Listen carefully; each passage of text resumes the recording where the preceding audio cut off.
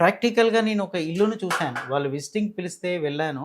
చూసిన ఇంటి వాస్తు దోషాలు ఏ విధంగా ఉన్నాయి. సో, వారికి నేను చెప్పిన సవరణలేంటో ప్రాక్టికల్‌గా చూద్దాం.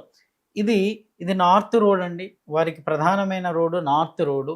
ఇది ఉత్తరం రోడ్ ఉంది. అలాగే వారికి వెనుక పడమర రోడ్ కూడా ఉంది. ఫస్ట్ నేను వారి ఇంటికెళ్ళగానే ఎక్కడికెళ్ళినా కూడా ఫస్ట్ నేను పరిసర వాస్తు చూస్తూ ఉంటానండి. పరిసరాల్లోనే ఎక్కువ సమయం గడుపుతూ ఉంటాను.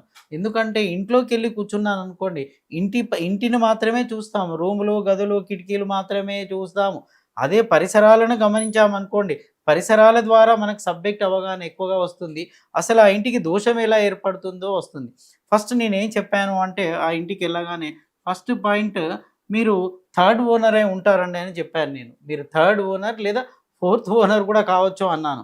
ఎందుకు అలా చెప్పాను అంటే, మీరు చూడండి ఇటువైపు నుంచి వస్తున్న రోడ్ ఇటవుతుందండి. ఇది నార్త్ వెస్ట్ కదా! ఇటో రోడ్ ఉంది, ఇటో రోడ్ ఉంది. ఇలా వస్తున్నది ఇలా పోతూ ఇక్కడ ఇటవుతుంది. ఉత్తర వాయువ్యాన్ని ఇటవుతుంది. నా వీడియోలలో చెప్తూ ఉంటాను నేనెప్పుడు. ఉత్తర వాయువ్యం గనక హిట్ అయితే ఓనర్స్ మారిపోతూ ఉంటారు. కుటుంబ సభ్యులు మారుతూ ఉంటారు. ఎందుకు అంటే ఉత్తర వాయువ్యం పంపిస్తూ ఉంటుంది. లేదా ఈ ఇంట్లో ఎవరైనా రెంట్ ఉన్నారనుకోండి, రెంట్ వాళ్ళనైనా బయటికి పంపిస్తూ ఉంటుంది. ఇది చేసే మాయ. వాళ్ళేమన్నారంటే, "సార్ మేము థర్డ్ ఓనర్, మేము మూడో ఓనర్ సార్" అని వాళ్ళే స్వయంగా ఒప్పేసుకున్నారు.